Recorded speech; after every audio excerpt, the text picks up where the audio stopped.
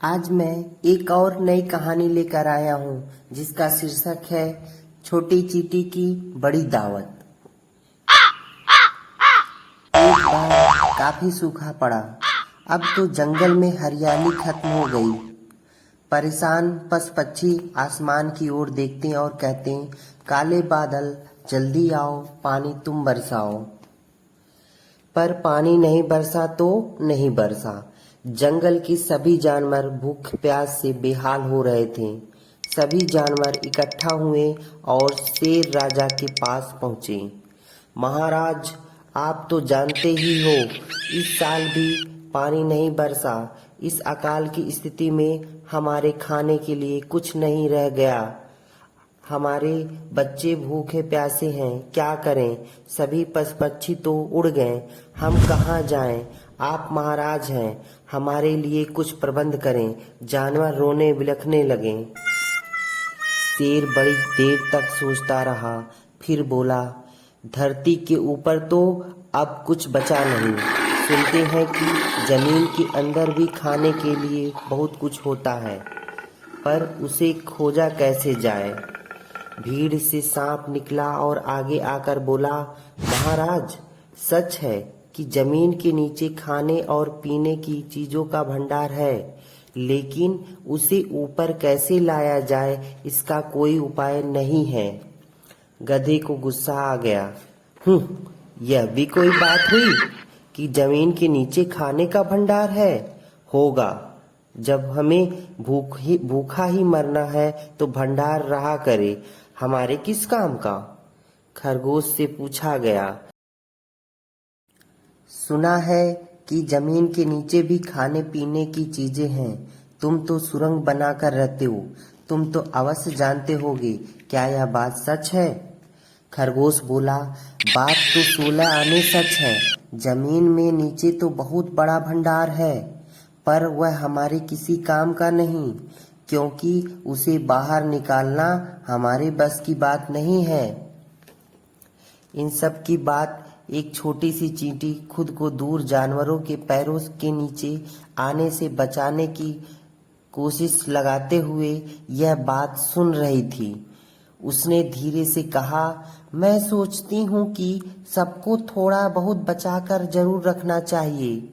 यह सोचकर कि न जाने कब जरूरत पड़ जाए, मैंने तो उसकी बात पूरी होने से पहले ही हाथी और भैंसा गुस्से में बोला, मैं चुप, इस छोटी चींटी को देखो, हमारा मजाक उड़ा रही है, हमें नहीं सुनना तुम्हारी बकवास। शेर को गुस्सा आ गया। हमारे राज्य में सबको बोलने का बराबर का अधिकार है, कोई छोटा बड़ा नहीं। आप लोग चींटी को अपनी तो बात पूरी करने दें। चींटी ने हिम्मत बटोरकर कहा, मैंने अपने बिल में खाने की कुछ चीजें बचा कर रखी हैं, मैं उसे लेकर आती हूँ। इस कठिन घड़ी में सभी लोग उसी से काम चलाएं। चींटी अपने बिल की ओर चल दी। यह देखकर इतनी गंभीर घड़ी में भी कई जानवरों की हंसी निकल गई। सभी जानवर सोचने लगे, कहाँ हाथी और कहाँ चींटी की खुराक। कुछ ही देर में चींटी आई और 4 दाने ले आई। हाथी ने 4 दाने देखे तो चिहाड़ कर बोला, ओ चिमटी, इन 2-4 दानों से जंगल के सब जानवरों का पेट भरना चाहती हो? शेर बोला, हाथी जी, आप बेवजह गुस्सा कर रहे हैं।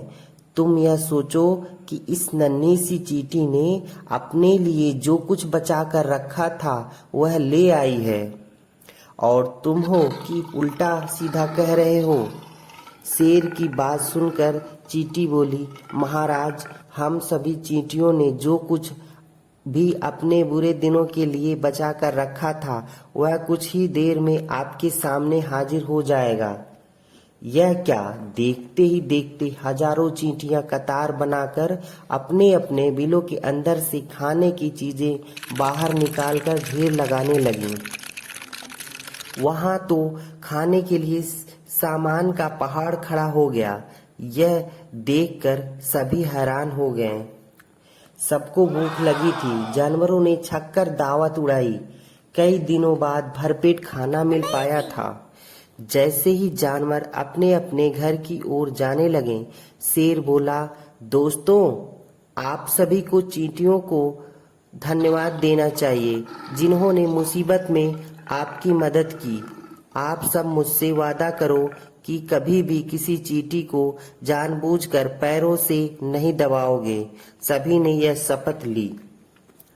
आकाश के बादलों ने चींटियों का परिश्रम और दान देखा, जानवरों की परेशानी देखी। देखते ही देखते काले बादल छा गए और खूब झमाझम पानी बरसने लगा। तभी तो कहा जाता है कि जब झुंड चींटियां अपने बिलों से बाहर निकलने लगें तो पानी बरसने वाला होता है। जंगल में पानी की बरसात देखकर जानवर खुशी से नाचने और गाने लगे। काले बादल आए, छम छम पानी लाए। और तब से चींटियां जंगल में बेरोक टोक घूमने लगीं।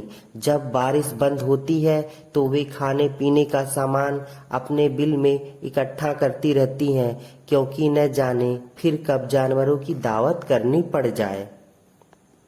इस कहानी से हमें यह सीख मिलती है कि हमें किसी को छोटा नहीं समझना चाहिए। हमारे मुसीबत के समय में जो हमारे काम आए वही हमारे लिए श्रेष्ठ है। धन्यवाद।